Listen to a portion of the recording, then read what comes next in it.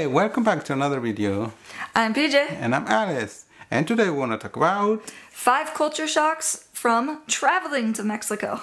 which is totally different than just Knowing a Mexican. Yeah, exactly. Let's go.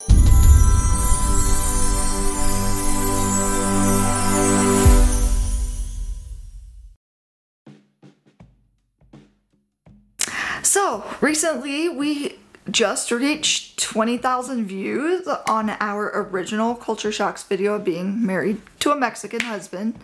And that's intense. We'll leave the link up here in case you want to watch that. You have to watch it, yes. If you didn't, yeah.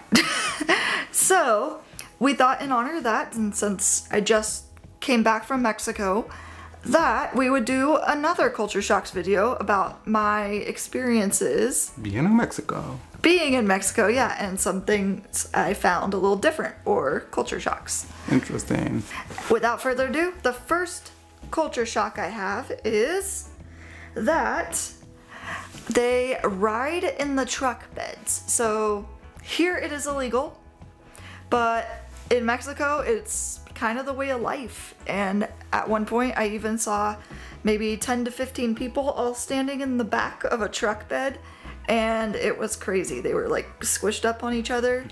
They even have these contraptions you can put on the back of your truck bed for make seats. So it's very different. So it doesn't apply like seat belts like here, but have this in mind, like this applies more often on like rural places. Rural especially places, yeah. where I live, yeah. And that brings me to my culture shock number 2, which was food every 2 hours. So there was food all the time, and I was really trying not to be offensive to his family that I was staying with, but they would give me bread, and then almost immediately, and I would get a meal and then more bread, and then there was another meal, and yeah, it was all day eating, and the food was great, but I was never hungry for it because there was just a lot of food. so much, yeah. Yes, honestly, I mean, what can I say? Mexico with a lot, especially like, sorry for a dog is making noise. Okay, yeah, especially when we have visitors, and like in my family, we tend like to feed those people, or like to treat them very well, giving a lot of food. Yeah, I definitely noticed. You can cut out the parts where I'm looking at my phone. Okay, the next thing I noticed is also kind of food related. So number 3 is hot drinks. So when I was given a drink, it was always something, almost always something hot, like 80% of the time. And it was coffee, the Mexican hot chocolate, champurrado, atole.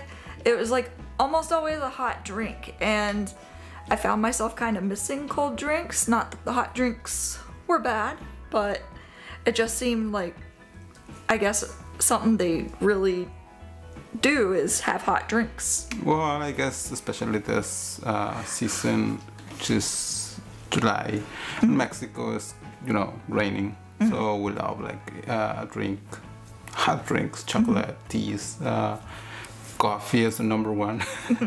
But yeah, that's why I guess when you're like in March, April, which is more hot season, so you tend to like drink more refreshments, like aguas frescas and kind of like that. But yeah.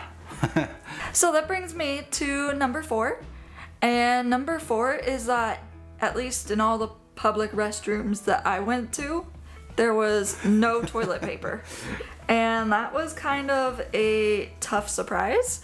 I won't explain any further that way, but one of the little girls with the family, his family that I was with, walked up and was showing someone toilet paper before we left, and I wondered why, but didn't really question it. And then later I found out, oh, she was probably packing it because there's no toilet paper in the public restrooms. Oh, so that brings me to number 5. And number 5 is that when a family has a job or a business mostly. It's like a family affair. So the house I was staying at, they ran Molino's business, which is like the machine to make masa. And if the man or the woman of the house were not available, the children, not children, they're older children, would come and help with the Molino.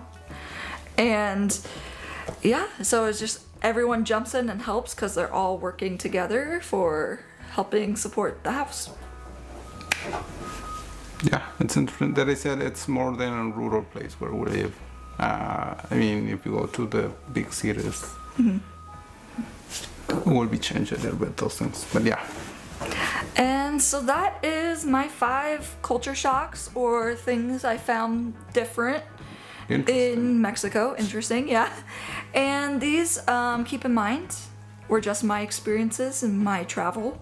Did you Your like experience? Yes, I did like it. It was a great experience.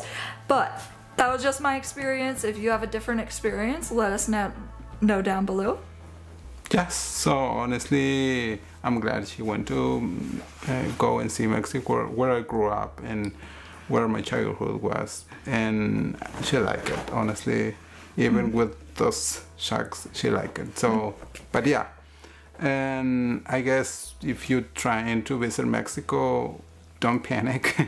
It's not like everywhere like that, but you will find like rural places, like we said before at the beginning, and that you will like find those things like kind of complicated. But yeah, I mean, thank you for watching our video, and if you have any other experience that she said, just let us know in the comments. We love to read your comments, and thank you for our support, our views, our subscribers. We just got our 200 subscribers, and thank you. Don't forget to subscribe if you didn't yet. So Without further ado, los queremos and see you soon.